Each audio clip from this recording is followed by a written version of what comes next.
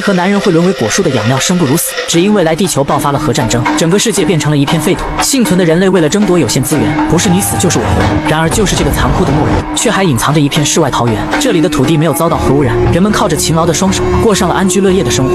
然而好景不长，这天小女孩采摘桃子时，突然发现家园闯进一群不速之客，她立马意识到大事不妙，一旦他们把绿洲的消息散播出去，自己的家园肯定会招来灾难。她让妹妹待在原地，自己则悄悄摸上去，打算放掉摩托车的汽油。可下一秒，一名入侵者突然从身后抓住她。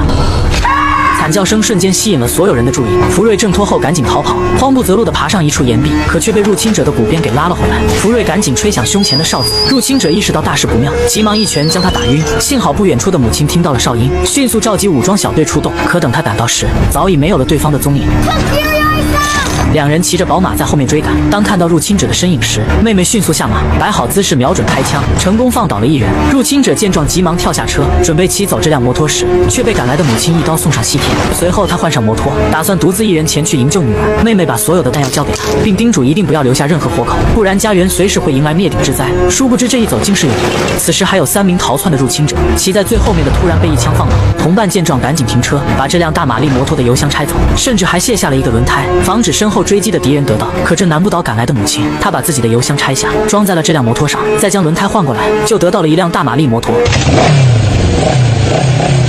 而此时的福瑞也醒了过来，他的双手被死死绑住，想要自救是不可能了。于是他悄悄咬断摩托的油管，为母亲争取追击的时间。果不其然，跑了一天的入侵者发现自己的摩托没有了。虽然他们有备用的汽油，但更换却花了不少时间，一直追到第2天，母亲终于看到了对方的身影。他用狙击镜瞄了瞄，但距离还是有点远，于是他调转方向，快速骑上一处制高点。可等自己到达合适的狙击位置时，却惊恐地发现不远处聚集了大量的人群，想必这是入侵者的大本营。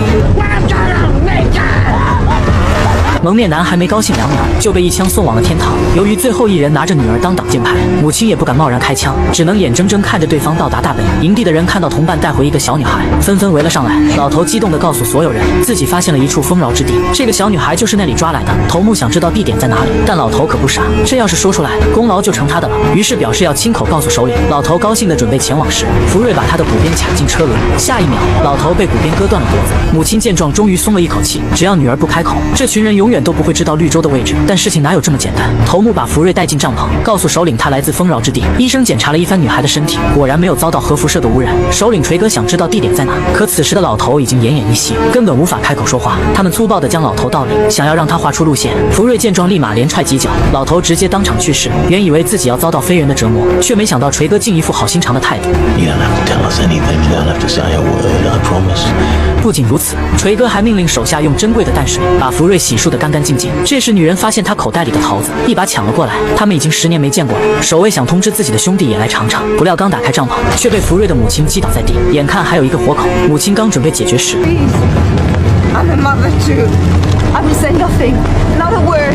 母亲最终决定放他一马，而就是这善良的举动，反而害死了自己的性命。母亲捡起地上的桃种，借助沙尘暴的掩护，骑上摩托离开了营地。可他们刚走没多久，女人就立马通知了同伴，其中一人果断开枪，打爆了母亲背后的汽油。火焰的灼伤不得不让她停下。母亲躺在沙地上翻滚几圈，却仍旧熄灭不了烈火。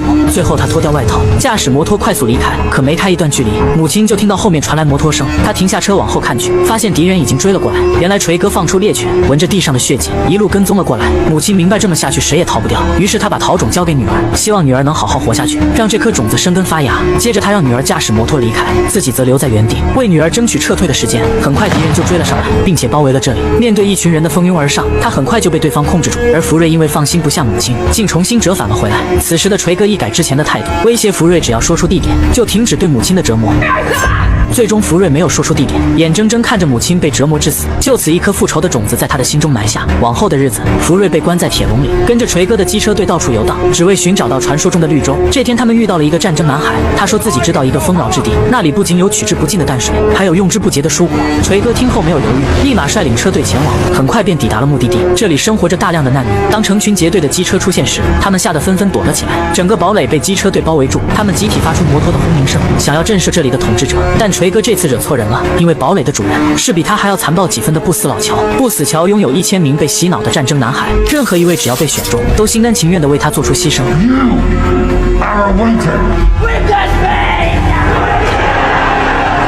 在所有人的见证下，战争男孩完成了英勇的壮举。没等锤哥他们从震惊中缓过神来，战争男孩居高临下发动了攻势，一时间机车队被打得毫无还手之力，竟狼狈的落荒而逃。这是锤哥第一次遭到如此惨败，自然是心有不甘。于是他盯上了不死桥的汽油补给站，每隔一段时间，不死桥就会送来大量的食物和饮水，用来换取所需的汽油，形成了一条末日贸易链。这天，炼油城派出运输车前往堡垒，让锤哥看到了占领的机会。他派人半路截停了运输车，接着抓起地上的泥土，用汽油搅拌变稀，涂满手下的全身，伪装成战争男孩的模样，让他们驾驶运输车返回炼油城，营造出被攻击的假象，试图骗开城门。可城主也不是傻子，看到战争男孩没有阵亡时，他并没有轻易上当。锤哥也立马意识到了这点，于是他心一狠，竟朝手下发起攻击，假戏真做的残忍手段，成功迷惑住了城主。他立马下令打开城门，就这样运输车成功进入。下一秒，车底下钻出一堆人，他们迅速控制了城门。锤哥的大军立马冲了上来，不费吹灰之力就占领了炼油城。随后，锤哥找到不死桥，以城主的性命作为要挟，谈起了交易。从今往后，用汽油换取双倍的食物和淡水。但这种亏本的买卖，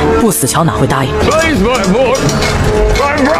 但不死桥根本不为所动。锤哥眼看城主没有了利用价值，竟当场松手送他归西。不死桥的二儿准备杀死锤哥时，不料他竟拿出炸弹引爆器，要是自己活着回不去，就炸掉炼油城，谁也不想好过。谈判一时间陷入了僵局。就在这时，不死桥突然看到了站在后面的福瑞，一个完美健康的小女孩，立马让不死桥心动了。锤哥当然知道她的价值，于是谎称是自己的亲生女儿，但福瑞立马否认。He slaughtered my mother. 不死桥答应了锤哥的要求，但前提是要留下小女孩。锤哥无奈只好同意，而这正是福瑞想要的结果，因为只有摆脱锤哥的掌控，他才有机会给母亲报仇雪恨。当他走进牢笼后，惊恐地发现这十几名肤白貌美的女人，竟全是老头的生育工具。刚好今天有一名孕妇分娩，可她生出的孩子却是一个畸形。不死桥当即下令处死孕妇，只因她已经怀孕3次，根本生不出健康的全兽人。看到这一幕的福瑞明白，这就是自己长大后的下场。他暗下决心，一定要逃离这个牢笼。于是，在当天晚上，福瑞割掉自己的头发，用蜡油制作了一顶假发，为接下来的逃跑做准备。果然不出福瑞所料，半夜就有人把他给抓走。原来不死桥的傻儿子在白天就看上了福瑞的头发，就在他拿起抚摸时，福瑞趁机跑出房间，中途还不忘给自己脸上抹一把机油。大块头一路追到悬崖边，都不见福瑞的身影，难不成是选择了自杀？一旁巡逻的二儿子看他鬼鬼祟祟，好奇的过来询问。由于自己丢掉了父亲的宝贝，他自然是不敢说出真相，于是便把头发扔下了悬崖，而福瑞就躲在正下方。事后他混进不死桥的队伍里，伪装成一名车轮工，做着最累最危险的活，一干就是7、8年，直到不死桥召集所有的车轮工，准备打造一辆超级运输车，才让福瑞看到了逃跑的希望。当运输车建好的那天，福瑞把多年收集的食物悄悄藏在车底，原以为运输车开到半路上，自己就能伺机逃掉。然而天不随人愿，荒地突然出现一群飞车党，准备劫持运输车上的生存物资。他们朝车顶扔出爆裂长矛，战争男孩们被炸得人仰马翻。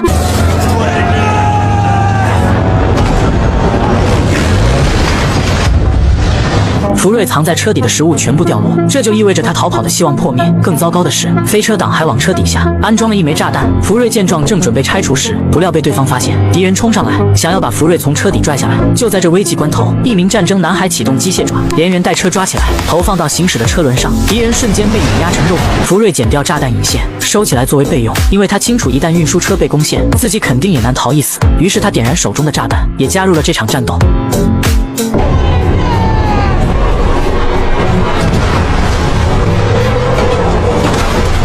福瑞用头巾捡起地上的骷髅头，修复好了车上的散热器，但自己女性的身份也暴露在长官杰克面前。这时敌人爬上了车头，福瑞迅速捡起枪，解决了靠近的敌人，但危机远没有解除，敌人改变策略，驾驶滑翔翼朝车上喷出烈火，紧接着又用机枪疯狂扫射。再这么被动下去，两人肯定必死无疑。福瑞冒着生命危险爬上车顶，启动摆在这里的鱼叉武器，精准命中敌人的大脑，随后滑行到车尾，按下开关启动旋转流星锤。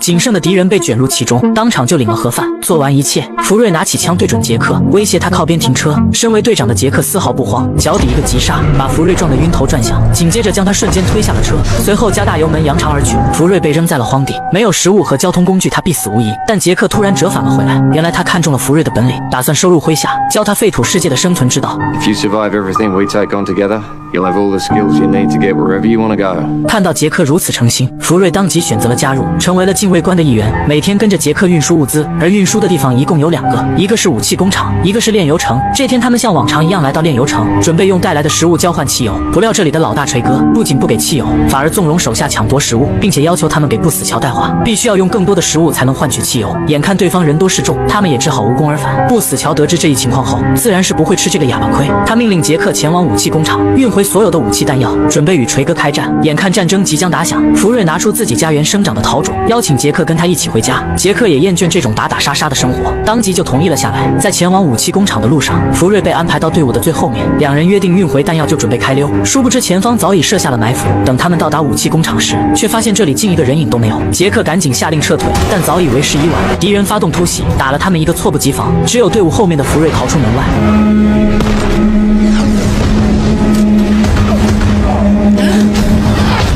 杰克返回到车上，驾驶着运输车倒退，消灭了门口的敌人。正当杰克准备撤退时，却突然看到前方赶来大批敌人。他清楚两人想跑是不可能的，于是朝天空发射信号弹，让福瑞独自逃命，而自己则冲上去拖住敌人。但福瑞并没有选择离开，因为这段时间的相处，他早已对杰克产生感情。福瑞来到里面，架起狙击枪，锁定了敌人的老大锤哥。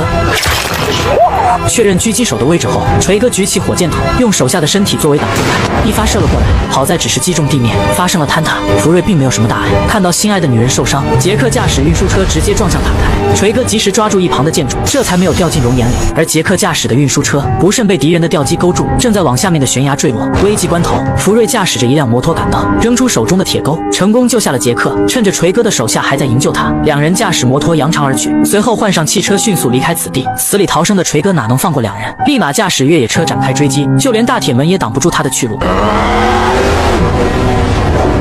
锤哥驾驶越野车冲上高坡，在前方看见两人的身影。杰克发现锤哥追上来后，拿起狙击枪朝他射击，不料玻璃是中国制造，根本无法击穿。福瑞凭借高超车技制造大量烟尘，虽然让锤哥丢失了视野，但并没有什么卵用。越野车的速度实在太快了，眨眼的功夫就追了上来。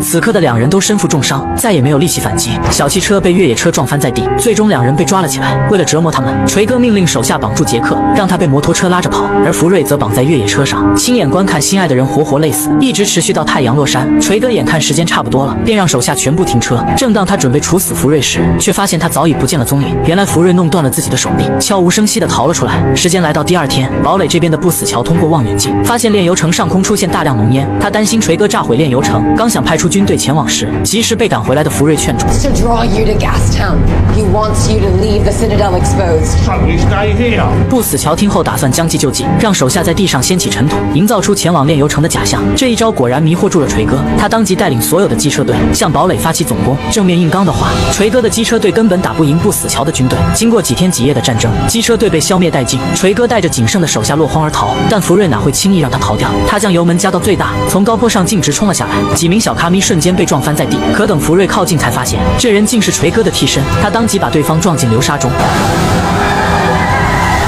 福瑞来到一处高点，用狙击镜搜寻锤哥的身影，终于在不远处发现了他。锤哥以为自己躲进沙尘暴就摆脱了敌人的追击，此时竟躺在帐篷里睡大觉。可等他一觉睡醒后，刚想喝一口水时，却发现水壶被人破坏了。他立马起身查看，摩托车轮胎也被卸掉了。当看到敌人就站在面前时，他立马朝福瑞开枪，可枪里早已没有了子弹。锤哥被吓得慌忙逃窜，福瑞驾驶着汽车在他身后紧紧跟着，眼看自己无法逃脱，不可一世的锤哥竟也有跪下求饶的那天。福瑞走过来摘下面罩，当看到是当初的小女孩时，锤哥只想让他快点开枪，好让自己结束罪恶的一生。但面对杀害自己的母亲还有心爱之人的仇人，福瑞哪会让他痛快的死去？他把锤哥带回堡垒，用曾经母亲交给自己的桃种种在锤哥的身体上，每天吸收他的养分，在寸草不生的废土世界中孕育出绿色生机。福瑞摘下那颗桃子，展示给不死乔的老婆们看，说服他们跟自己离开，去寻找自己曾经待过的绿洲。